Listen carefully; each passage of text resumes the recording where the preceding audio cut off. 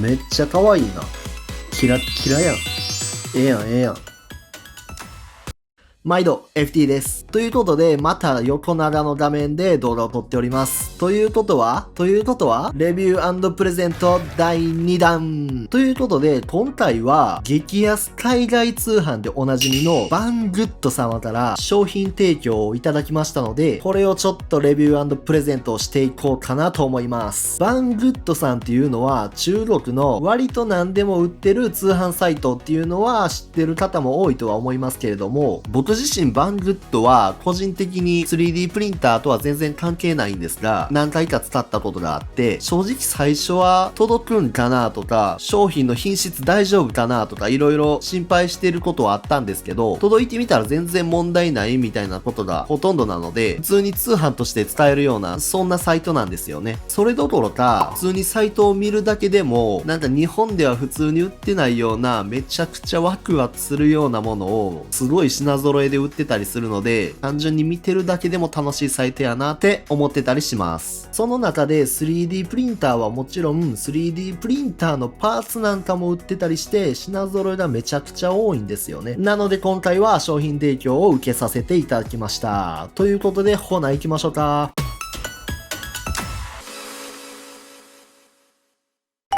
ということで、今回提供をいただいたのは EG3D というメーカーの K5 という機種をいただきました。この EG3D というメーカーは激安プリンターで有名で、この X1 という機種なんかは見たことある人も多いんじゃないかなと思うんですよね。その中で今回は僕が知ってる限り 3D プリンターの中で一番可愛い機種をいただきました。早速ですが開けていきましょう。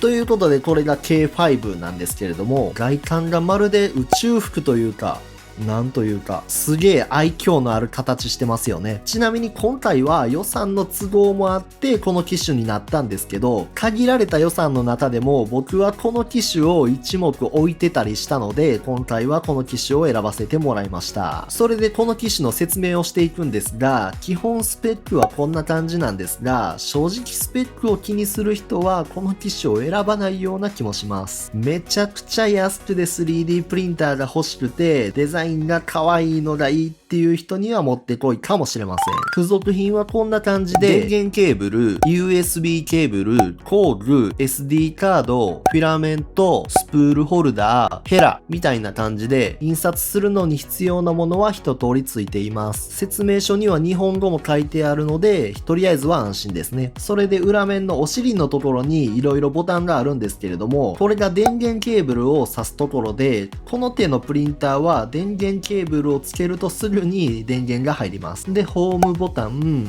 USB ケーブルを挿すところ、TF カード、日本では SD カードを挿すところ、フィラメントを操作するボタン、それでこの赤いボタンは、この機種めちゃくちゃ光るんですけど、その LED のオンオフのスイッチとパターンの変更のボタンですね。試しに電源を入れてみると、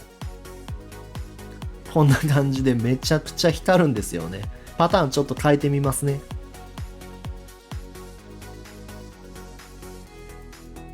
お気に入りの色で使ってください。ちなみに印刷を開始するボタンだけはお腹にあります。かわいい。それで頭上にスプールホルダーをつけていきます。こんな感じで取り付けていきます。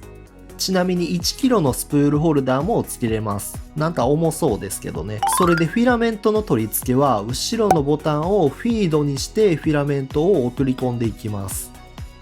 こんな感じでフィラメントが出てきたら OK ですね。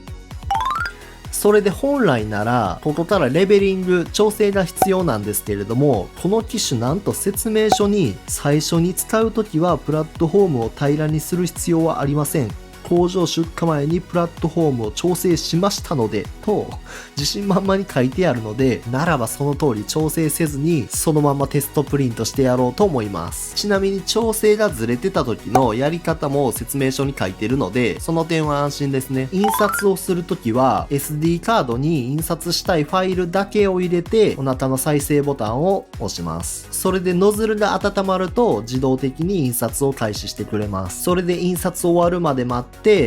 これで終わりかと思いきや、印刷の途中で電源が切れて、印刷が止まってしまうんですよね。何回か繰り返しても何回も止まってしまうので、何かを調整する必要がありそうですね。さすが激安プリンター、一筋縄ではいかないようです。ただ1層目の印刷は定着ちゃんとしてるし、電源が切れるっていうことなので、ファイルの方がおかしいのかなと思って、もう一度印刷用のファイルを作ることにしました。Windows 環境なら専用のスライサーソフトが SD カードに入ってるんですけど、僕は Mac 環境しかないので、Cura というソフトで設定することにします。やり方は SD カードの中に動画が入ってるので、それを見ながらやればなんとなくはできるようになるんですが、細かい設定は書いてなかったので、この数字を参考にしてもらえたらと思います。それで Cura 用のプリセットも SD カードの中に入っているので、それを丸々使います。テストモデルはこんな感じの猫さんのモデルで、だいたい1時間ぐらいで印刷できます。ということで、リベンジの印刷行きましょう。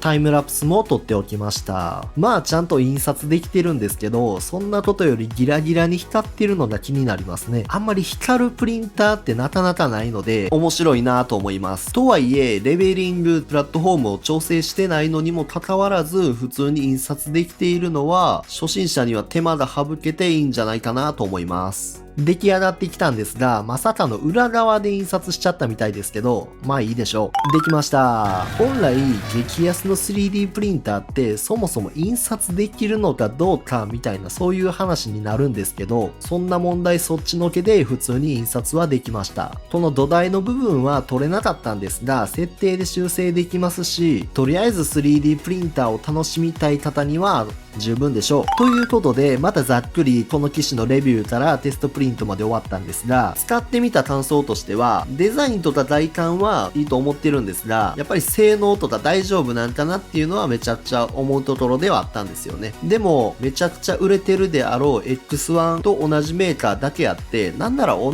じ中身かもしれないんですけど、使ってみると全然普通に安定して印刷できたので、ただ単に安かろう悪かろうの商品ではないなっていうのは思いました。ということで、またおなじみのあれやりたいと思います。今回もこの EG3D の K5 1名様にプレゼントします。当然この企画はバングッドさんの了承もいただいてて、概要欄の応募フォームからご応募いただきたいんですけれども、それだけじゃなくて今回はさらにこの動画のために特別クーポンをご用意していただきまして、言ってもプレゼント企画は何千分の1という確率になってしまうので、この動画を見て普通に買いたいと思ってくれた方先着10名に特別クーポンを配布してますので、良ければそちらも見てってもらえたらと思います。ということで今日はこんな感じにしときましょう。ほなまた。